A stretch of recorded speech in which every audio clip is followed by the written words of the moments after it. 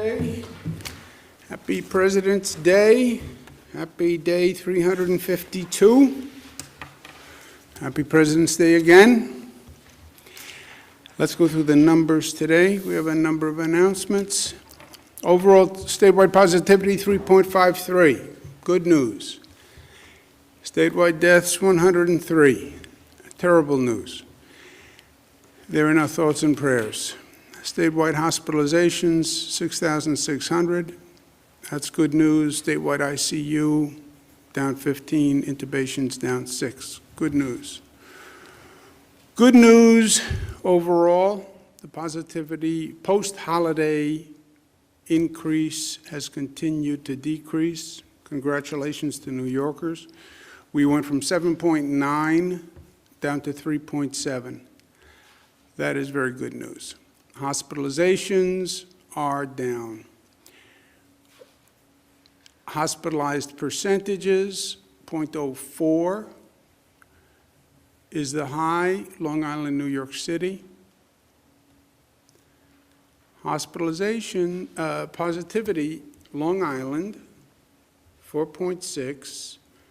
Second, Mid-Hudson, 4.5. Long Island has been a problem for a number of weeks. It continues to be a problem. And in New York City, it's the Bronx, 6.1. That is a continuation.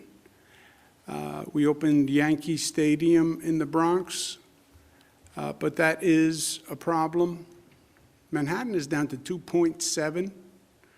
Queens, Brooklyn, 4.6, 4.5. We have new FEMA sites in Queens and Brooklyn that we're doing jointly with the federal government, state FEMA sites. Those are going to be very large mass vaccination sites. And Staten Island is below Queens and Brooklyn, so that's good news.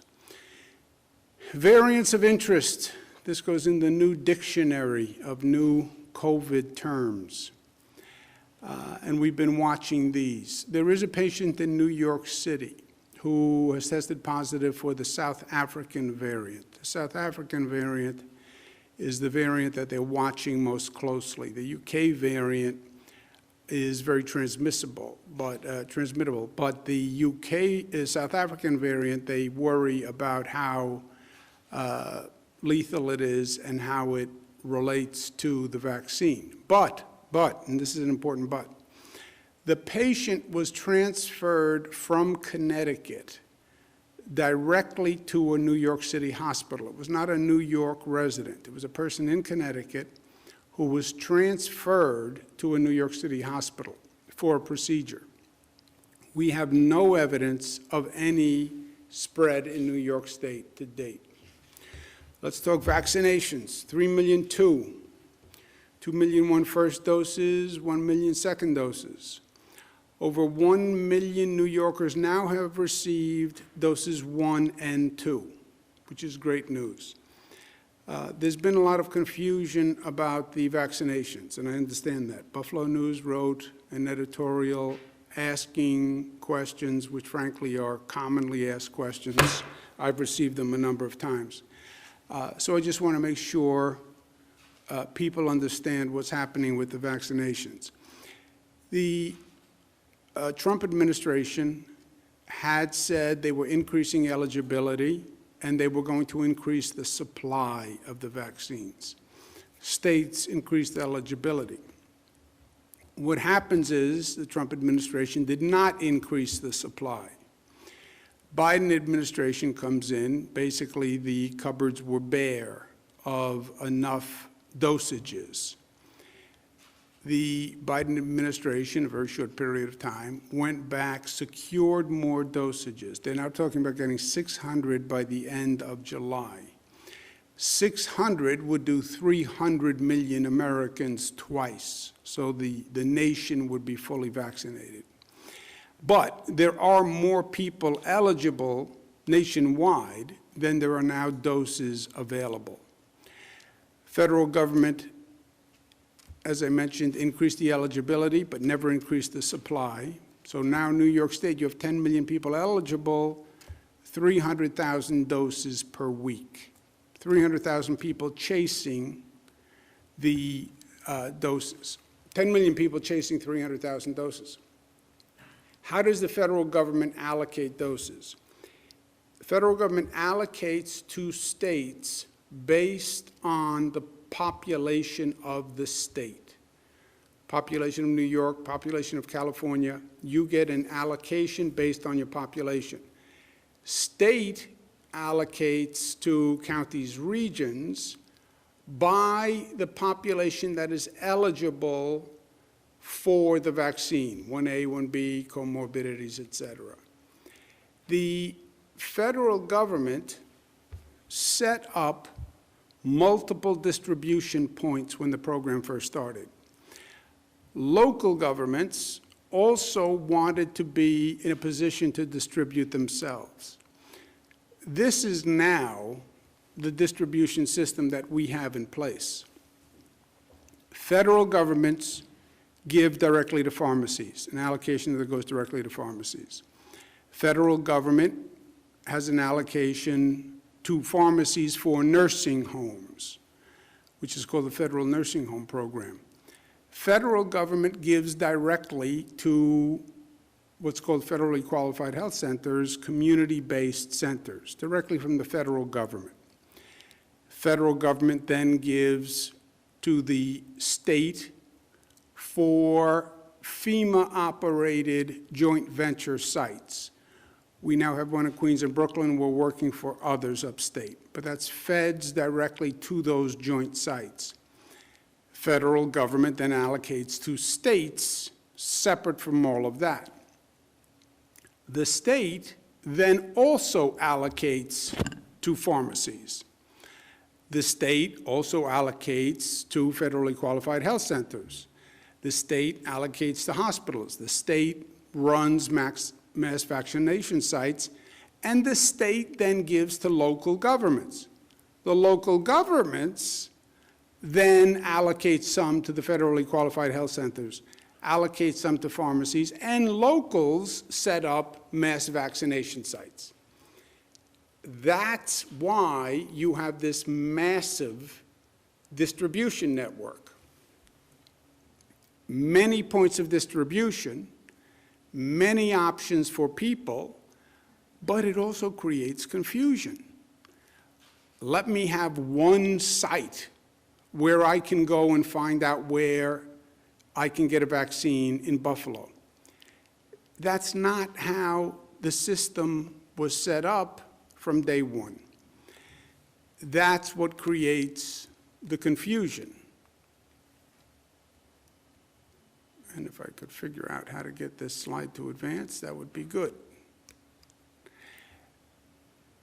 When does this end? Because the system is set up the way it is, it's not really going to end until you have increased dosages.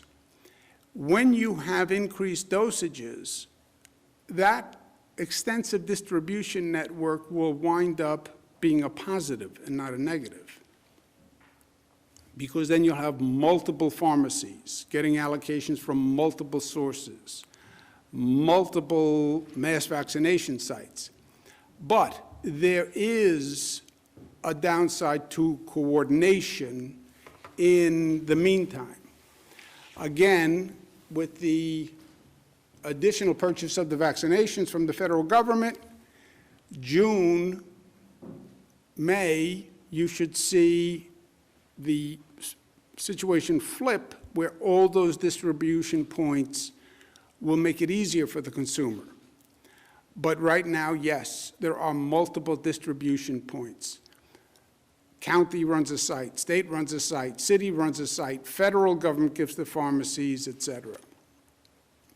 The NGA, National Government Association, I met with the president last week. We sent a letter today asking for more coordination and clarification of this distribution site. The letter basically said, when CDC does their reporting, please separate out all of these different distribution points so it's clearer for people. In other words, when we receive allocations from the federal government, we being the state, Some are for the first dose. Some are for the second dose. Some are for the nursing home program. And then you have the federal government sending to pharmacies and the federal government sending to federally qualified health centers. We need better coordination between the federal government and the state government so we know what pharmacies they're sending to. We don't send to the same ones. Local government doesn't send to the same pharmacies because some pharmacies do a better job than others. Some pharmacies are already getting a distribution. So if the federal government is sending to CVS, then I wouldn't send to CVS. So we're asking for coordination with the federal government in those regards. On COVID overall, follow the science, follow the data. My great graphic with the valve that nobody likes. The COVID numbers are down, so we adjust. We've opened indoor dining in New York City. We adjusted the curfew. Today we're going to talk about the MTA and increase in capacity there. And we have two special guests. We have Sarah Feinberg and Pat Foy from the MTA. And there they are. Smiling Pat Foy. Take off the mask so we can see the smile, Pat. There it is. There you go, Governor. Sarah Feinberg. Good to see both of you. And we've been talking about increasing capacity in the MTA. The numbers are down. So let's start with Sarah Feinberg, and then we'll turn it over to Pat to tell us what the thinking is. Or do you want to go first, Pat? It's up to you. Governor, let me start, and then I'll turn it to Sarah. Governor, thanks for inviting us today. We're here today to update on two key issues, Governor. First is the safety and security of our system, and second is a phased reopening of the subways, coinciding with New York's gradual reopening from COVID-19. First, a word on the events this weekend. The crime spree that occurred and resulted in two people tragically losing their lives was horrifying and shocking.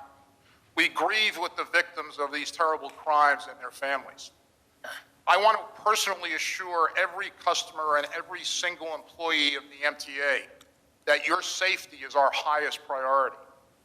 That's why yesterday my colleague Sarah Feinberg, New York City Transit Interim President, and I sent a letter to Mayor de Blasio and Police Commissioner Shea requesting that an additional 1,000 NYPD officers be assigned to the Transit Bureau of the NYPD to patrol subways and buses. As you remember, the MTA began calling for additional police officers in the system well over a year ago. And it was the right call then, and it remains the right call now. Make no mistake, however, we also need more mental health resources from the city of New York dedicated to address the growing crisis facing the city so that those suffering have access to the critical services they need and deserve. We and our customers and our employees need the city to meet its obligations on both these fronts. Additionally, this additional infusion of police officers will be crucial as we are planning a phased reopening of the subways coinciding with the gradual reopening of the city of New York. We are seeing positive trends, as you just outlined, Governor, with the deployment of the vaccine, a drop in the infection rate, the resumption of indoor dining, extended hours for bars and restaurants, and the reopening of stadia and arenas. And today we are announcing the goal of beginning a phased reopening of the subway on Monday morning, February 22nd. As we all know, the subways have been closed overnight from 1 a.m. to 5 a.m. since May 6th. But under this plan's change, the subways will stay open until 2 a.m. and reopen at 4 a.m. At the same time, this 2-hour service suspension will allow us to continue our enhanced disinfecting regime, which has led the subways to be the cleanest they've ever been. We will never stop doing everything we can to protect riders and employees. And now I'll turn it over to Sarah Feinberg. Thanks, Pat. First, I just want to echo what you said and say my heart goes out to the victims of the crimes from the weekend and to their families.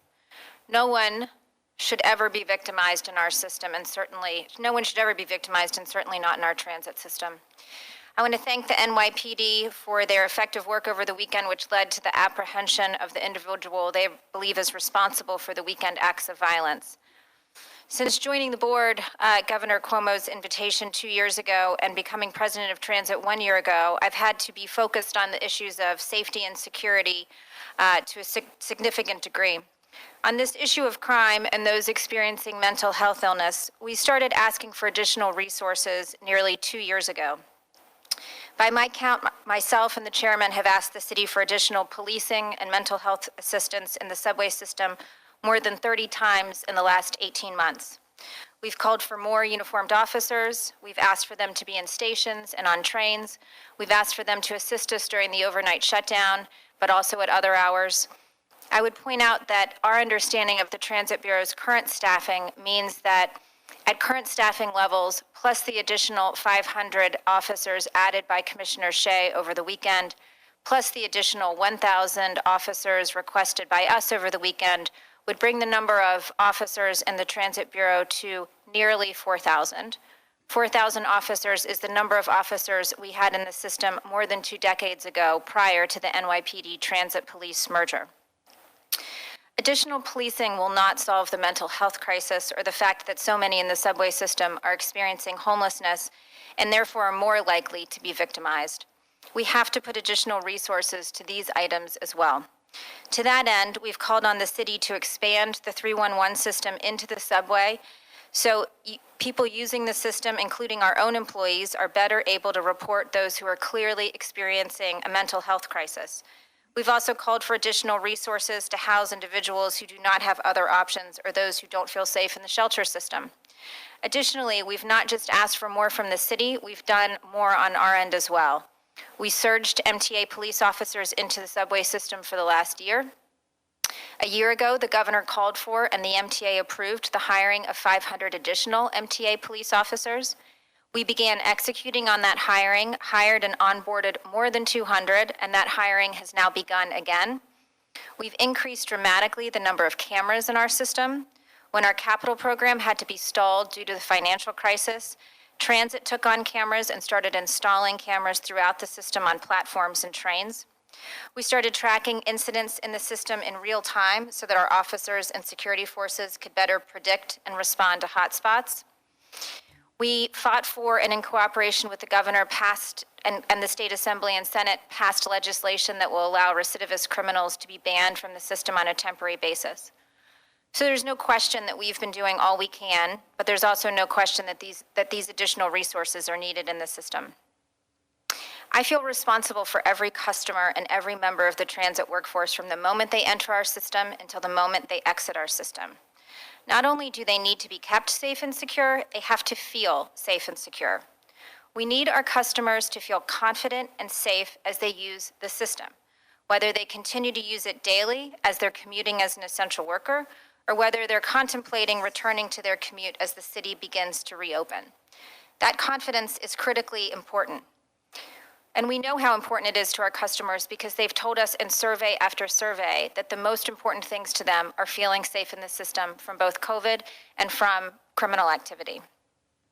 So we'll continue to work on all tracks, policing, mental health, and our all-of-the-above approach to cleaning.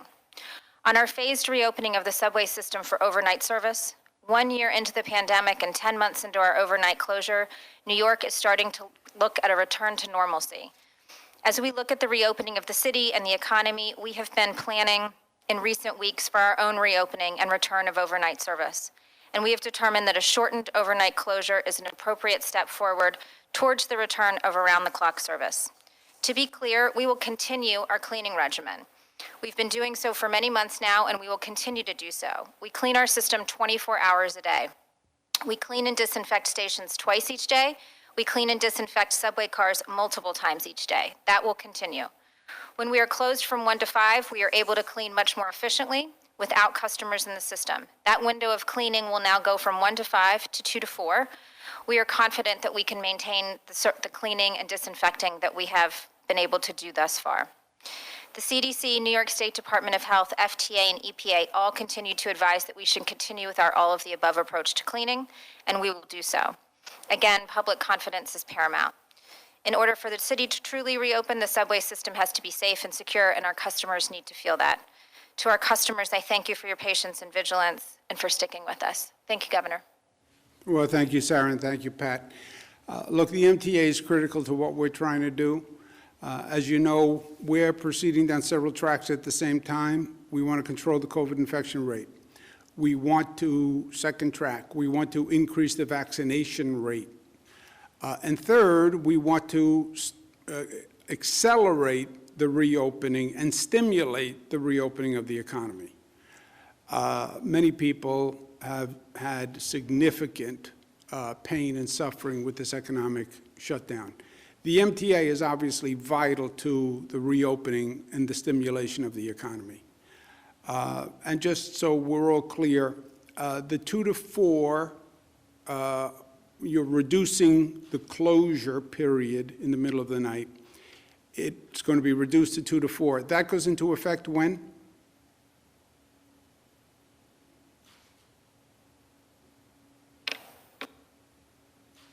Yep. Do we have Pat's audio? I believe you said. Governor? There you are. Monday morning, February 22nd, Governor. Monday morning, February 22nd. Okay. You'll still be cleaning. Yes, sir. You'll still be cleaning the trains, which is very important. CDC says it. The health experts say it.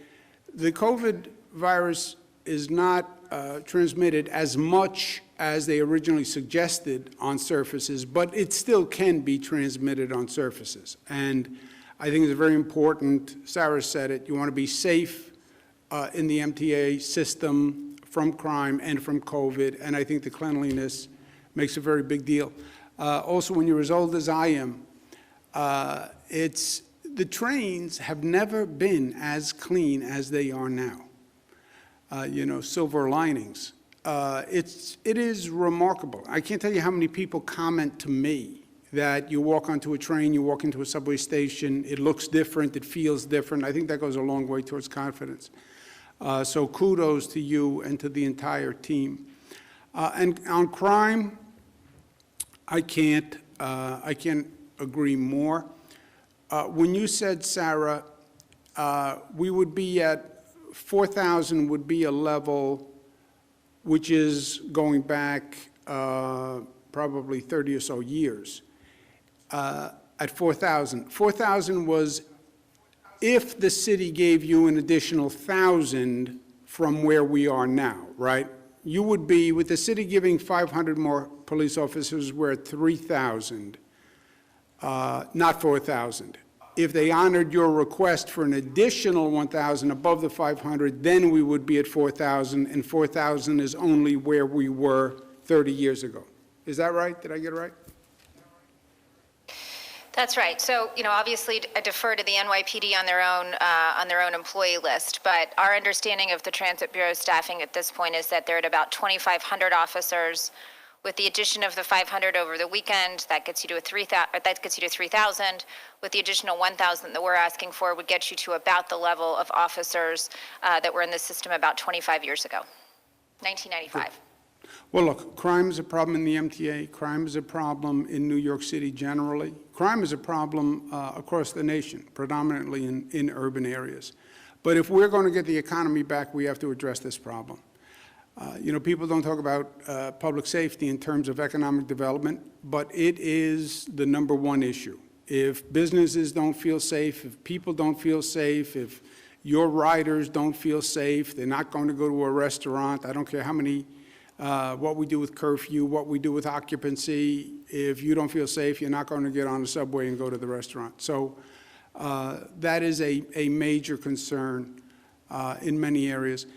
Just please make sure you relay to everyone, to all the workers, TWU. You guys have done a masterful job all through this. I remember Pat got sick early on, but you kept the system running. The system has to run. That's how essential workers get to work. And you really did a masterful job. And I want to thank you all very much on behalf of the people of the state. So thank you. And I'll see you soon. Thank you very much for being with us. Thank you, Pat. Thank you, Sarah. Thank you, Governor. Thank you, Governor. Thank you. Okay, as I mentioned, public safety is a top priority. You want to talk about reopening the economy, you have to talk about public safety. We mandated last year, after the George Floyd killing, every locality has to come up with a new public safety plan. It'll be different in different parts of the state, but we have 500 jurisdictions that have police departments. And I get the tension between the community and the police department. And there is no easy answer, and there is no one-size-fits-all. But you can't ignore the tension. Ignoring a problem will never solve the problem. That is true in life, and that is true in society, and that is true in government. So put people at the table, let them vent their issues, and they will vent, but then let's come to a collaborative and a consensus, and let's move on. Many local governments are doing a great job. And again, this is a nationwide problem, but it's New York's mandate to lead the way. And many local governments are doing a great job. I applaud the New York City Council for putting out a set of proposals. I think that's a positive step forward. But you now have to come to an agreement and get a bill signed. And that's by April 1. And April 1, tick, tick, tick, tick, tick, tick, 45 days to complete. We're also going to be sending amendments to our state budget, which is also due April 1. We have had conversations about legalizing recreational marijuana. We don't have an agreement yet, but I believe we're making progress. I'm sending an amended bill. Legalizing recreational marijuana is something we've tried to do for several years. It is overdue, in my opinion. You have people who are incarcerated for crimes that, frankly, they shouldn't have a record on. We also need the revenue from legalizing recreational cannabis. It is a controversial topic. It's a controversial and a difficult vote. I get it. I believe if we don't have it done by the budget, we're not going to get it done. And I think it would be a failing if we don't get it done this year, and I think that would be a mistake. So we're sending up a new bill that reflects the conversations we've had, but I'm hopeful that we can come to an agreement and we can get it done. But I believe, because I've seen this movie before, if we don't get it done by April 1, we won't get it done. And again, that's 45 days. 45 days sounds like a long period of time.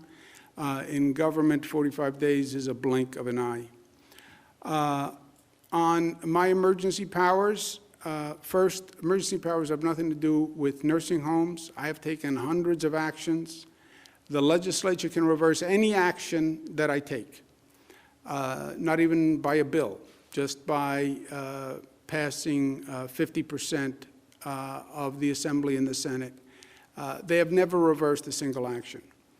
The virus cannot be managed by state boundaries. We've learned that. It can't be managed by county boundaries. We've learned that.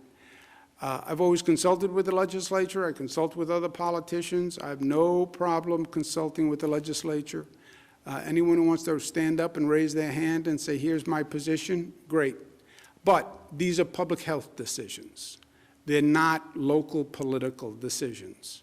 And they have to be made on a public health basis. This virus is serious. And I understand these decisions are difficult politically. I get that. It's difficult to close schools. It's difficult to close restaurants. It's difficult to impose curfews. But otherwise, people die. And these decisions should not be politicized. If you made these decisions by a poll, none of them would happen, and more people would die. I want to clarify facts on the nursing homes, which has been an ongoing discussion. New York, as everybody knows, was ground zero for COVID, and nursing homes were and still are ground zero for COVID. And losing a loved one is very, very painful. Losing a loved one in a nursing home during this situation was extraordinarily painful. There was no visitation. You couldn't be with the person. You couldn't talk to the person. It was hard to get them on the phone.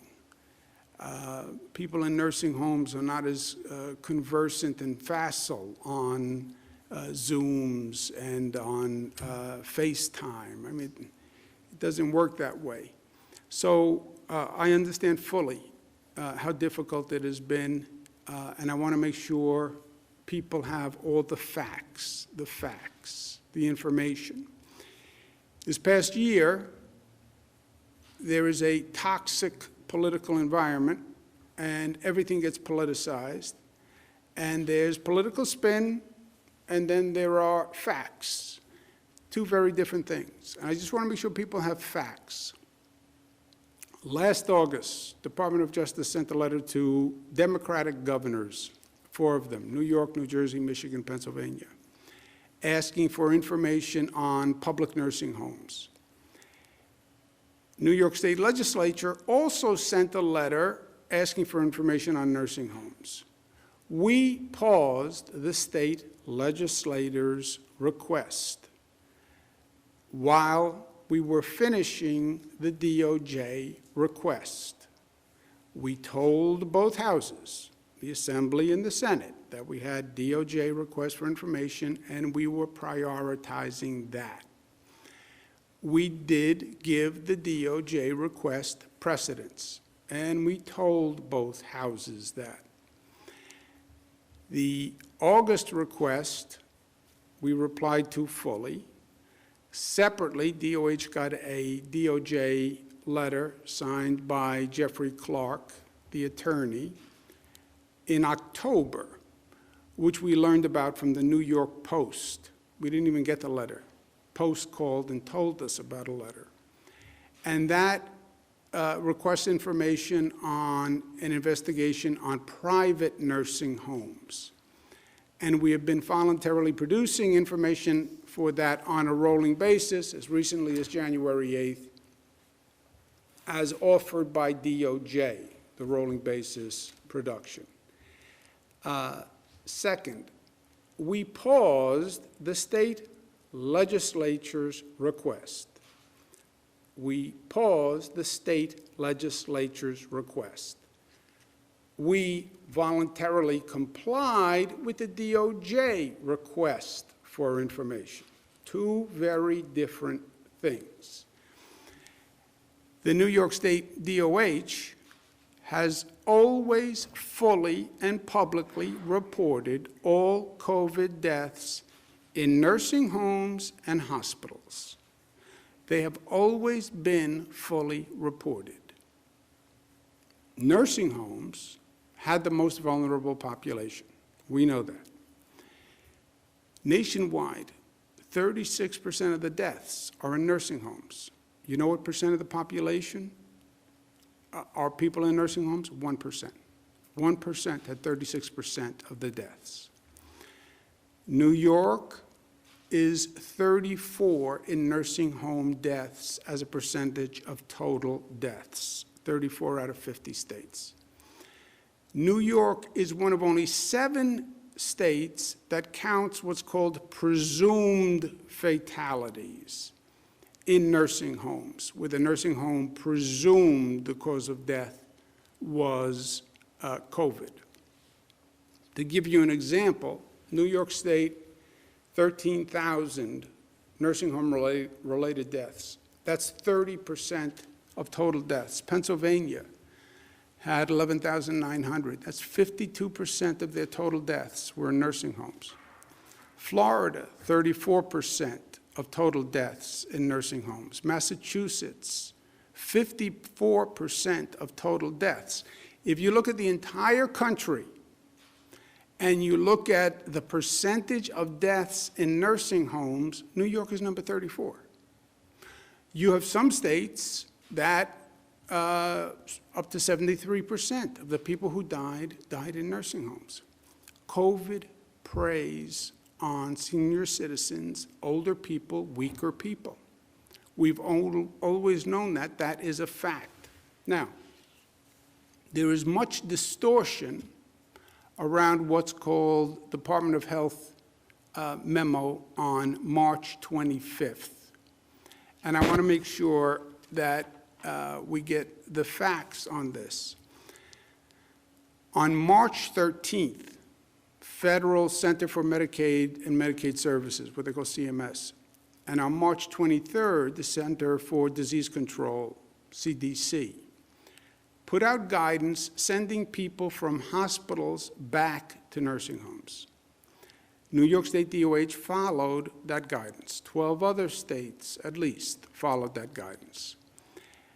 The CDC, CMS, DOH reasoning at the time, residents who were leaving the hospitals were not likely to be contagious because at that time, the viral load is so low that you're not contagious, and they were going to be what's called cohorted, cared for in areas that are separate with other people under the right precautions. Patients, particularly senior citizens, should not remain in hospitals longer than necessary because they can get a secondary infection. That's true all across the board, especially with seniors. They try to get the procedures done. They try to get people out of the hospital before they can come up with a secondary infection that's problematic. The patients were not sent to nursing homes. The nursing home had to agree that they could care for this person. That is a matter of law. They cannot accept a patient who they are not prepared to care for properly, staff, PPE, ability to cohort. That is in the law. If they don't do that, they violate the law. At the time, remember what was going on in March. The experts were projecting that our problem and our critical need was hospital capacity. We sat here every day with the hospitalization chart. We were looking at up to 140,000 people hospitalized. We have less than 50,000 hospital beds. That is the calamity. Remember, March 25th, that's right when the New York City Health and Hospitals, Elmhurst Hospital collapsed. It was national news. I remember it like yesterday. And we're watching the TV every night and watching Italy collapse and people die because they can't get into a hospital. We're watching China with a hospital capacity issue where they were building thousands of new hospital beds. That's what was going on. That's why the CDC and that's why CMS made those decisions. And at the time, CDC, CMS, there were White House task forces, there were daily briefings. Everyone was focused on this issue. This was not a little issue. All the best minds were looking at it. Fact, of the 613 nursing homes, we have 613 nursing homes in the state. 365 received a person from a hospital. Of the 365 that received a person from this March 25th guidance, which was then superseded in May, 98% of those 365 already had COVID in their facility. COVID did not get into the nursing homes by people coming from hospitals. COVID got into the nursing homes by staff walking into the nursing home when we didn't even know we had COVID. Staff walking into a nursing home even though they were asymptomatic because the national experts all told us you could only spread COVID if you had symptoms. And they were wrong. COVID may have been brought into a nursing home because visitors brought it in and didn't know they were contagious because the guidance was you can only be contagious if you have symptoms, if you're sneezing, if you're coughing. That turned out to be wrong. That's how COVID got into the nursing homes. 98% of the people who took a person back from a hospital who was probably no longer contagious already had it in the facility. And they signed and agreed that they could handle it because they already had people who were COVID in the nursing home. If you look at the rate of death before the March 25th order and after the order was rescinded, the rate of death is the same. By the way, if you look at the rate of death in the nursing homes, in the spring overall, and in the second surge, the winter-fall surge, the rate of death is the same. These decisions are not political decisions. They're all made on the best information the medical professionals have at the time. And in New York, we talk to the best experts on the globe. And I've said to the people of the state many times, nobody's been here before. Nobody knows for sure. COVID is new. They're all giving you their best advice at the time. And these are really quality people. Dr. Osterholm, Dr. Fauci, all the main institutes that were giving advice to the nation. We had people come from the World Health Organization who dealt with China, who came to Albany, literally, to advise us. We're blessed to have Dr. Howard Zucker as our health commissioner. He's trained at Harvard, UPenn, Johns Hopkins, served at HHS, WHO, NIH. He teaches at Columbia and Yale University. If we had to pay him what he was worth, we couldn't afford it. And he gave his best advice on the information that he had at the time. I would trust Dr. Zucker with my mother's care. That's why I trust him with your mother's care. I wouldn't have anyone as the health commissioner who I wouldn't trust with my mother. And that's why I trust him with your mother. To be clear, all the deaths in the nursing homes and in the hospitals were always fully, publicly, and accurately reported. The numbers were the numbers, always. People did request information beyond the place of death, not just how many in a nursing home, not just how many in a hospital. They did request different categorizations beyond those counts. How many people died who were in a nursing home but then went to a hospital? How many people died who were in a hospital but then went back to a nursing home? How do you count presumed COVID deaths? Everyone was busy. Everybody was here every day. We're in the midst of managing a pandemic. There was a delay in providing the press and the public all that additional information. There was a delay. What did we learn from this entire situation? What are we still learning? There are hospitals that perform well, and there are hospitals that performed less well. We still see hospitals performing less well. When you look at those vaccination numbers, hospitals with the same demographics of workforce, in the same region, with different vaccination rates of their staff, that's indicia of performance of those hospitals. There are nursing homes that performed well, and there are nursing homes that did not perform as well. We have to learn from it, and we have to correct it before we have another surge and another pandemic. And by the way, we are going to have another pandemic. As I sit here, I would plan on it. And yes, this was never seen before. And yes, hospitals had to deal with something they never had seen before. And yes, nursing homes had to deal with something they had never seen before. But they will see it again. And now we have to learn from it before it happens again. Our focus, I believe, is going to be on the for-profit nursing homes. Hospitals, low-performing hospitals, but also in the for-profit nursing homes. I have long believed that there's a tension in a for-profit nursing home because those institutions are trying to make money.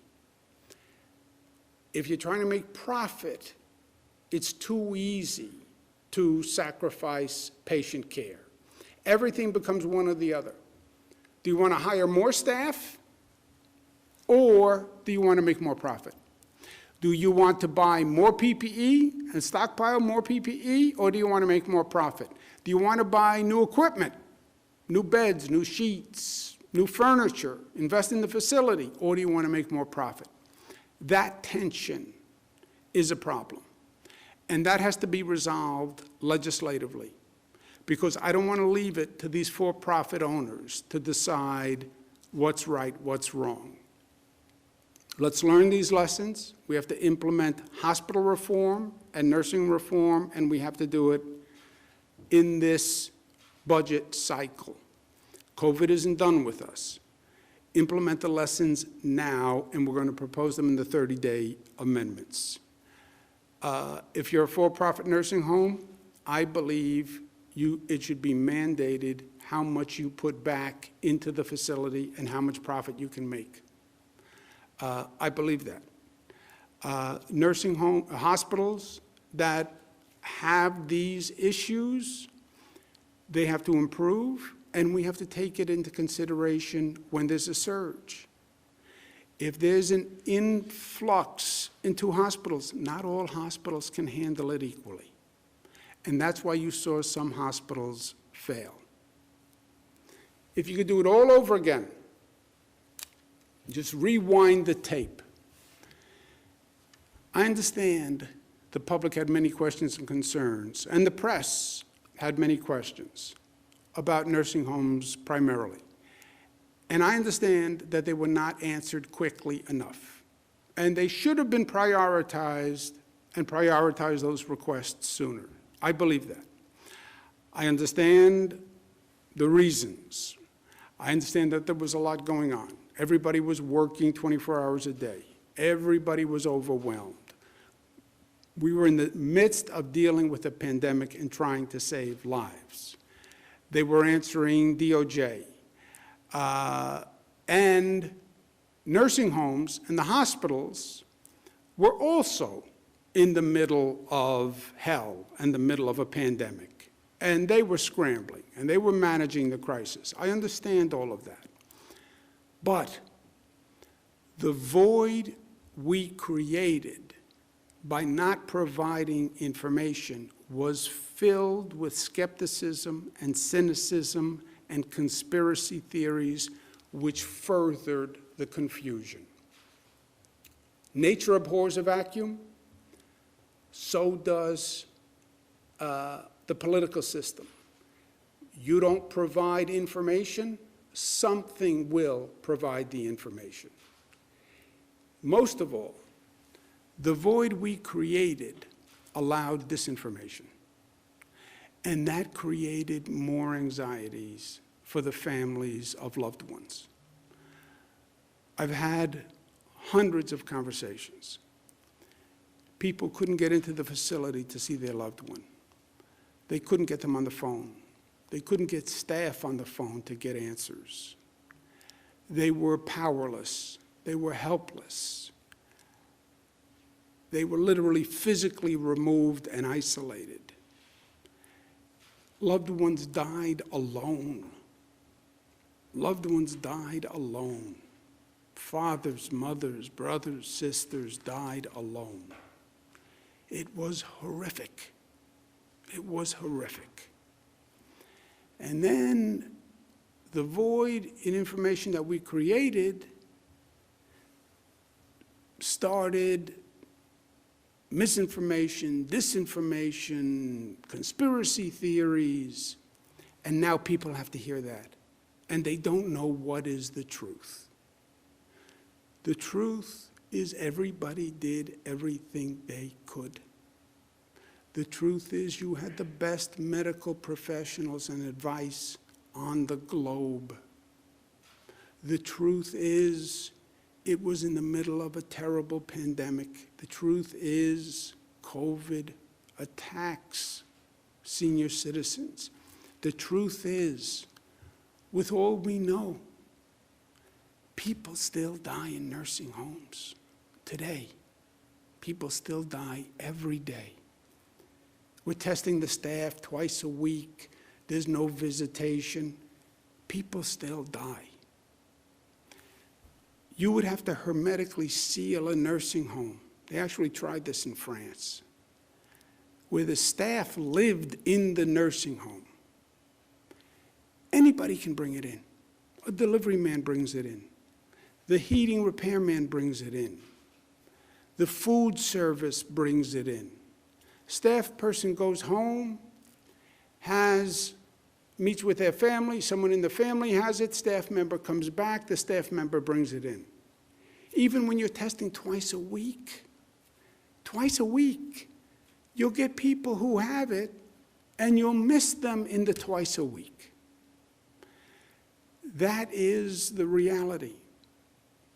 But not providing the information creates the void. The void allowed misinformation and conspiracy. And now people are left with the thought of, did my loved one have to die? And that is a brutal, brutal question to pose to a person. And I want everyone to know, everything was done. Everything was done by the best minds in the best interest. And the last thing that we wanted to do, the last thing that I wanted to do, was to aggravate a terrible situation. There is no good answer when you lose a loved one. I lost my father years ago. I still go through it over and over and over again. What should I have done? What could I have done? What should I have said to the doctor? I probably always will. Last thing I wanted to do was to aggravate that for anyone. With that, let's take questions. Thank you, Governor. If you'd like to ask a question, please use the raise hand function at the bottom of your window. We'll take a brief moment to compile the Q&A roster.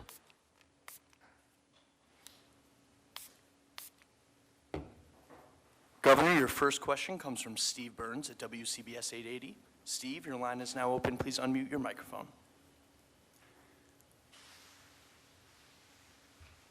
Governor, can you hear me? Hiya, Steve. How you doing, buddy? Happy President's Day. Same to you and everyone there. Thank you. A couple of questions for you. First, regarding the nursing home information. Given that the explanation has been that there was the DOJ request that had to be handled first, the legislature, I've seen a few tweets from some lawmakers saying, basically, why didn't DOH inform the legislature that they had this DOJ request and that they couldn't handle the lawmakers' request at the same time? Secondly, on subways, I know the MTA's request for an additional 1,000 officers also coincides with this police reform initiative, and I'm sure a lot of those initiatives will have to do with mental health, police responding to mental health situations. Do you feel like it's the right move to send another 1,000 officers into the MTA system to primarily deal with people having mental health problems? Yeah, Steve, good question. Two questions. First one, both houses were told. State legislators are wrong. Both houses were told that we had the DOJ request and we were going to give precedent to a DOJ request. They were both told. And yes, we gave the Department of Justice request precedence over the state legislator's request. True. Federal government took precedence over the state legislator's requests. I know there are state legislators, I've spoken to them, they said, well, we're just as important as the Department of Justice. I understand their point of view. We gave precedence to the Department of Justice, we told the Assembly that, we told the Senate that. And that's what we did. And we're also in the midst of managing a pandemic, and Dr. Zucker's here every day, and Dr. Zucker's here every night at midnight, and Dr. Zucker's dealing with the hospitals, et cetera. But yes, we prioritized DOJ over the state legislature, and that's what they focused on. And not besides the state legislature, there were people requests, there were press requests that were not answered on a timely basis, and that created the void that I'm talking about. And then once you create a void, people spread disinformation, this conspiracy theory, they're not giving you this information because of this, because of this, because of this. And if you lost a loved one and you're hearing all these theories and all this negativity, then you say, maybe my father didn't have to die. And that's the unfortunate circumstance. But short answer, Steve, they did know. They did know. They were told, Assembly and Senate, we have the Department of Justice, we're giving them precedence. On the police reform, I believe you need more public safety in the subway stations. I believe you need better safety, public safety in the city overall. I believe you need better public safety in cities writ large overall. You know, you focus on New York City. We've had situations in Rochester where a 9-year-old girl was pepper sprayed. You have situations in Buffalo where they knocked a protester to the ground. He hit his head. He has ongoing damage. It was on videotape. It was brutal. You have public safety issues nationwide, George Floyd. All I'm saying to New York City is, you figure it out. You figure it out. You have community tension where they don't trust the police. You have NYPD tension where they feel they can't do their job. That's not going to work until you reconcile that relationship. And it has to be reconciled, Steve. It doesn't happen on its own. You're going to have a collaborative that does that. Are many localities talking about taking public safety and breaking it down and saying, well, if you have mental health issues, then deal with it as a mental health issue? And rather than just the police, you know, an answer to every situation may not be a police officer, maybe a mental health professional. When the MTA asks for 1,000 police, that's all there is to ask for now. If they come up with a new public safety plan and they say, look, we're going to have mental health experts and they're going to deploy to mental health related complaints, fine. Then that sounds right and that sounds sound. And if they come up with a different public safety strategy, then fine. Fit that to the subway station. But right now, all you have are police. There are no mental health experts to request, right? But if they develop that in the plan, I'm sure the MTA will say, fine, just send me people who are responsive to the problem. Real quick on the nursing home data, was there not the capacity in DOH to fulfill both the DOJ request and the legislature's request at the same time? They focused on the DOJ request. You know, Steve, they were dealing with everything at the time. Remember, when you wake up in the morning, job one for the past year has been dealing with the crisis of the moment, right? Dealing with whatever the issue is. Today it's variance of interest. Today it's sorting out the vaccination system. Every day it has been something. and that was given priority. In retrospect, should we have given more priority to fulfilling information requests? In my opinion, yes. Yes, and I think that's what created the void. But do I understand the pressure that everybody was under? Yes, I understand that also. It's not like people were in the south of France, right? It's not like people were on vacation. They were here every day. Fulfilling the information was not fulfilling, for example, the state legislator's request was not given a priority. The DOJ request was given a priority. That is a decision that was made. But it was informed, the houses were both informed. They can't say they didn't know, Steve, you know? You ask me for an interview, I say, I can't do your interview now because I have to do XYZ interviews. They knew.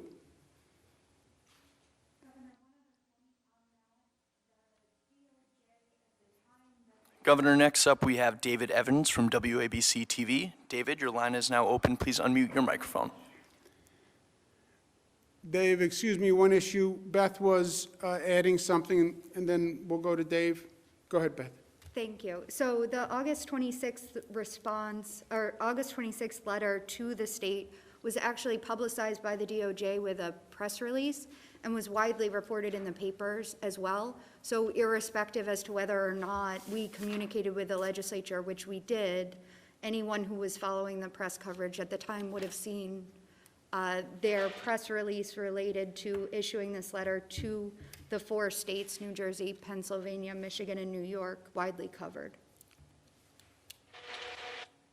Yeah, so the point is, Dave, if I might, the legislature knew full and well that we had a request from the Department of Justice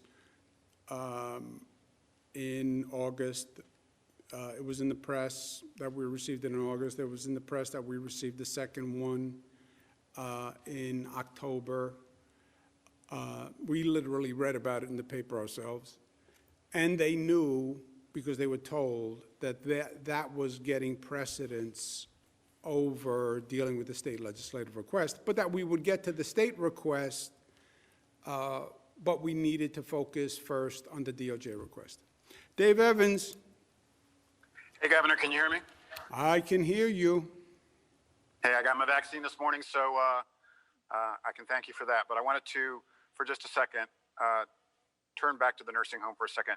So what you're saying is all of these calls for investigations from the Department of Justice, what both Republicans and Democrats in Albany are asking for, you see this as toxic political payback.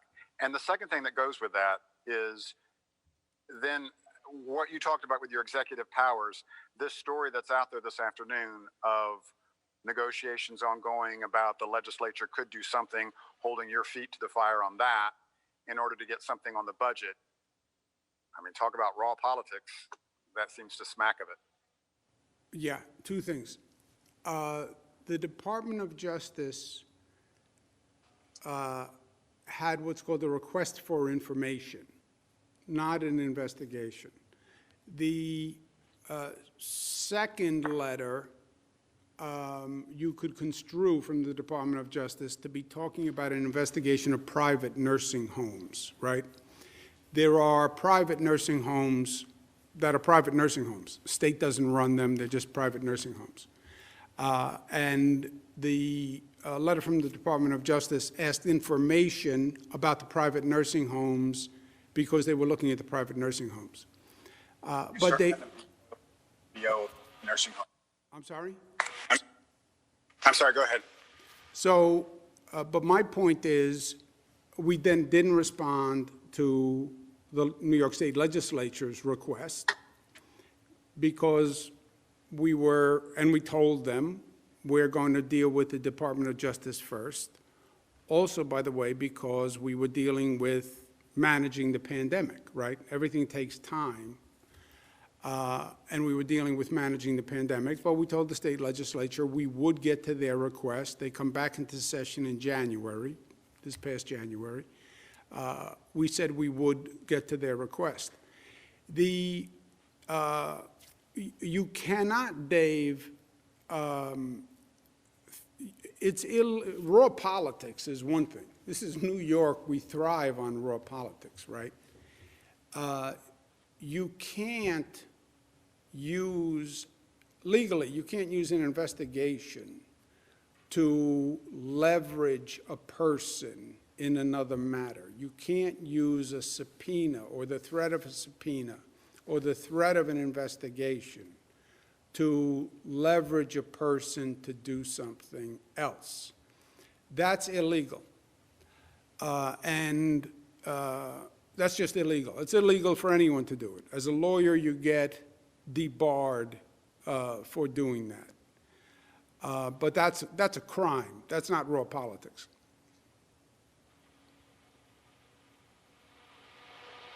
Next question, operator. Governor, next up we have Dennis Slattery from the Daily News. Dennis, your line is now open. Please unmute your microphone.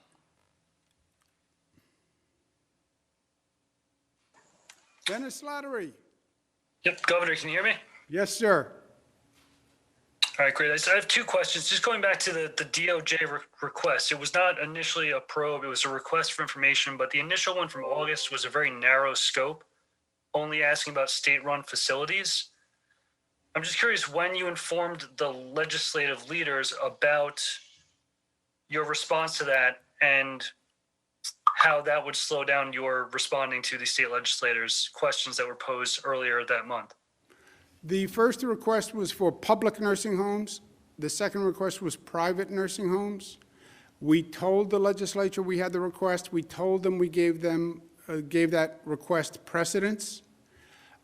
More than anything, it was just a capacity issue. Remember, at the same time, we're managing the pandemic. That's what everybody was doing. And these things all take time, and the number one priority was saving people's lives every day. Do you have a point back? Yes, if I could just add on top of that. So we received this inquiry on August 26th. It was just a request for information, but it was public nursing homes, which are 5 state-run facilities, as well as a number of county-run facilities. And so data had to be collected and reviewed for a number of nursing homes. I believe it was 26 nursing homes that we provided voluminous documentation, and all of that had to be verified. Dennis, you had a second question?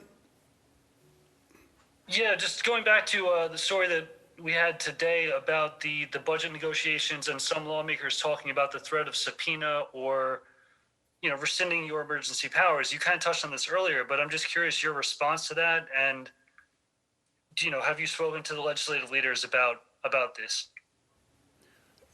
Yeah, Dennis, that is a crime. You can't say, I'm a former assistant district attorney, you can't use a subpoena or the threat of an investigation to leverage a person. That's a crime. It's called abuse of process. It's called extortion. Question before was, is that raw politics? No, it's not raw politics. That's criminal. And I don't know the facts. I wasn't in the room, but in the room, you have lawyers. You have former prosecutors who are in that room. They know it's illegal. But no, I didn't talk to the leaders about it. Next question. Next up, we have Marcia Kramer from WCBS-TV. Marcia, your line is now open. Please unmute your microphone. Governor, can you hear me? Hey, Marcia, how are you? Happy Valentine's Day. So my question to you is this. Several members of the legislature, some Republicans, some Democrats, have asked that there be an investigation of what happened. If that investigation was done, it might be, for example, be done by the Attorney General. You're a former Attorney General. If you were in this situation and looked at this fact pattern, would you open an investigation of what has happened so far? And my second part of the question is, do you think that if there was an investigation and the Attorney General agreed with everything that you said, that it would help clear the air? Marcia, I don't think there's anything too clear here.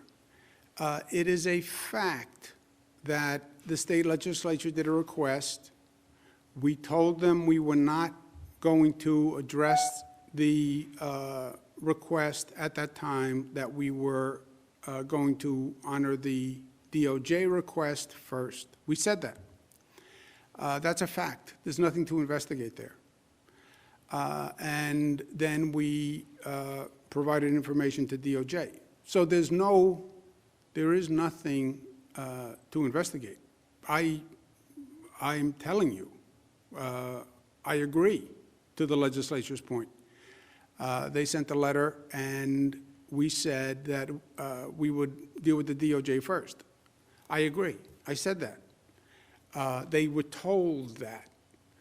And by the way, they could have objected. You know, they can send a demand letter. They're not talking about subpoenas. They could have sent a subpoena and said, we don't want to wait for DOJ, we're going to send you a subpoena. They didn't do that. They understood that we were dealing with the pandemic and that we were giving DOJ precedence. And by the way, I think they were right in that. All the numbers we produced were exactly right. We didn't provide all the information that was requested. That did create a void, and misinformation did fill the void. And that misinformation gave people aggravation and confused people who lost a loved one, and allowed conspiracy theories to fester. And that aggravated people who lost a loved one, because now you don't know what to believe. And that is the last thing anyone wanted to create. But it's not a legal question. So are you really saying that this is sort of the creation of a toxic political environment that's existed for several years in this country and in the state? Look, is the environment toxic politically? Yes.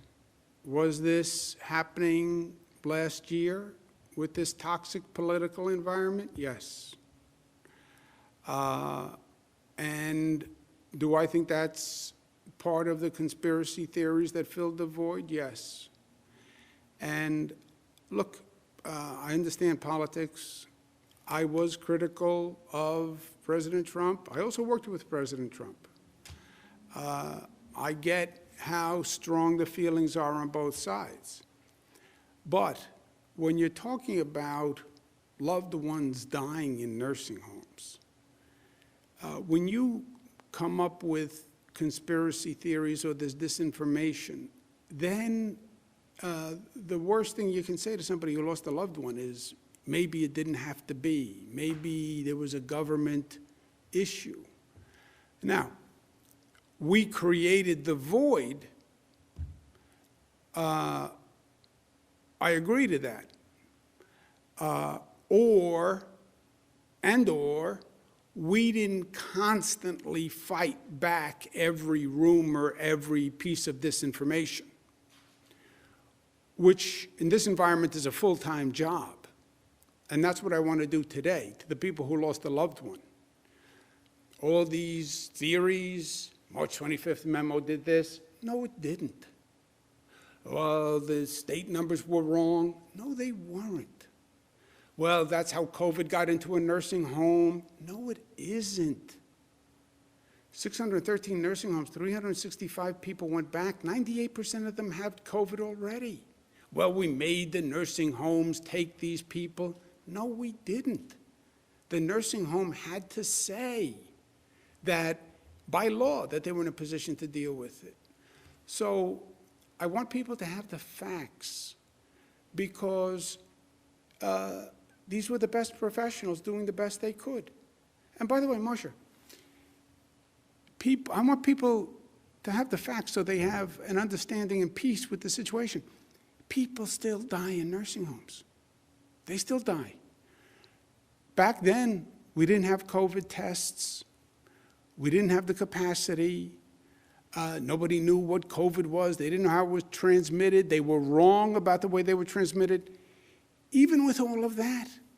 So now today, fast forward, now you know all this information. People still die in nursing homes.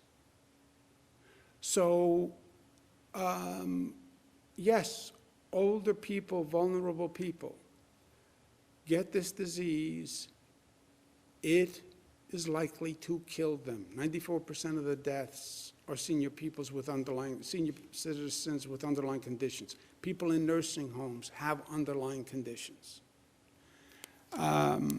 And that's why people died, not because anyone did anything wrong or because there was a conspiracy. You couldn't get better advice. You couldn't get people to work harder. You couldn't get anything else done at the time. I understand the misinformation.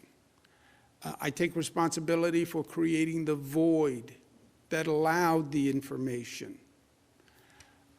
But I'm not concerned about that. I'm not concerned about the politics. I just want to make sure people know these are the facts. These are the facts. Everything that could have been done was done. You can't say to a person who lost a loved one, or you can say it if it's true, but, well, maybe something else could have been done. That's a cruel torture, especially when it's not true, and it's not true here. Next question, operator. Governor, your next question comes from Clayton Gusa from the Daily News. Clayton, your line is now open. Please unmute your microphone. Yeah, hello, can you hear me? Yes, Clayton. How's it going? I wanted to ask about the subway. Over the past 10 months, a lot of the public's watched you and MTA officials do some logical gymnastics over justifying the ongoing closure. A big point of contention has been that trains are running on the same schedules overnight during the shutdown. Is there, and from what I understand, they're going to continue to run on the same schedules from 2 to 4 a.m. during this shutdown. They're cleaning throughout the day. I mean, can you give us any more information on why this is justified moving forward and when 24-hour subway service will resume fully? Yeah, Clayton, I know your theory that there's no reason to close the subways to clean them. That's not what the MTA says. Also, by the way, if you were right that you don't have to close subways to clean them, then you have to answer why they've never been cleaned before. I don't understand how you can send people in hazmat suits through a train, spraying chemical disinfectant with people on it. I think that's the problem with your theory. You're a passenger, a guy comes through with a hazmat suit with a wand spraying a chemical that kills viruses while I'm sitting on a train, and they're going to spray that on me? So I don't get it. But I know your theory. The MTA says you can't send people with hazmat suits through a train. You can't clean stations with these chemicals with people in the station. They're reducing the period of time of closure from 2 to 4 on Monday. I think you do understand that there has been a lot more money invested in outside contractors on cleaning the subway, especially after there were job cuts to cleaning crews before the pandemic, which could explain why they're cleaner than ever before. And they are doing some of that spraying during the day, and new subway rules require that passengers exit stations at terminal lines, which would preclude them from being full of passengers at the positions that they're cleaning them in. So can you answer just that a little bit more, given what I just said? Yeah, I understand your question. You've said repeatedly that you don't need to stop trains and keep people from stations to clean them. I get it. It doesn't make common sense to me. I don't think you can't spray this chemical on people. I'm not going to stand in a station and have you spray me with a viral side and then I go to work. But you should ask the MTA, because they say you can't, and that's why they closed the station from 2 to 4. Let's take one more question, operator. Governor, your last question comes from Michael Gormley at Newsday. Michael, your line is now open. Please unmute your microphone. Hello, Governor. You said in creating that void, why didn't you tell the public and the press during that period that the federal inquiries were creating the delay? And how do you explain that legislators, including Speaker Hasty, are so surprised about the federal involvement here if everyone knew it? And I'll have one quick follow-up question after that. Yeah. Well, first, Mike, let's stick with the facts, okay? The fact that we received a Department of Justice request for information was in the newspaper. The fact that we received a Department of Justice request for information on private nursing homes in October was in the newspaper. We learned about it from the newspaper. It was, the New York Post wrote that we got a letter before we ever got a letter. By the way, we never even got a letter. We had to call the Department of Justice and ask for a letter. So that was in the newspaper. The staff of the Assembly and the Senate were told that, not just that we were responding to DOJ, because that was in the newspaper, but that we couldn't respond to the state legislative request, or we wouldn't respond to the state legislative request because we were dealing with the DOJ request. The staff was told that. Who the staff told on their staff, I don't know. But, you know, if you tell Rob Mahika something, then he's supposed to tell me. If he doesn't, you still told my staff. So that's what that is. But it's not that we couldn't have responded to other things also. We could have sat here all day and just take questions from people who had a lot of questions. We could have spent more time answering press inquiries who had questions. That's all true. And in retrospect, I'm saying we should have done a better job providing more public information. Now, we're focused on the day-to-day and we're focused on what we're doing, but we should have spent more time focusing on the information request from press, from people, et cetera, because what happened as a result was it created a void. And when you create a void in this world at this time, Mike, something's going to fill that void. And, well, they didn't answer. I wonder why. Maybe this, maybe that, maybe this. Political theories, maybe this, maybe this, maybe this. And I'm not even concerned about that, frankly, vis-a-vis. I'm less worried about that with the state legislature, et cetera.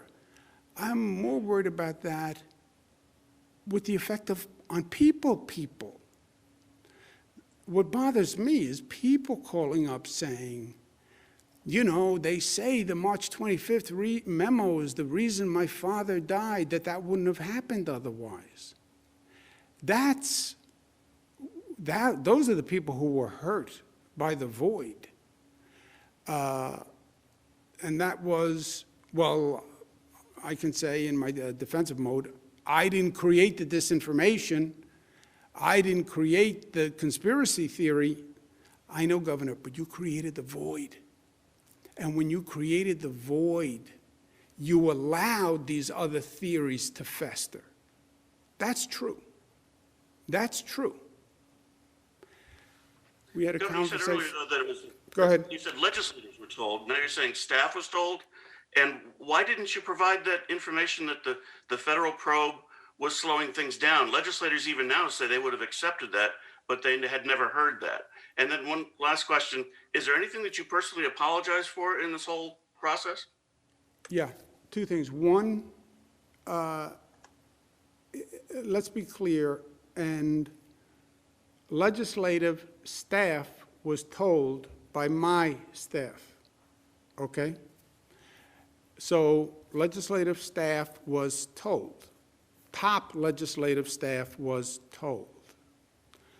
Second, the DOJ letters were in the newspaper, Mike.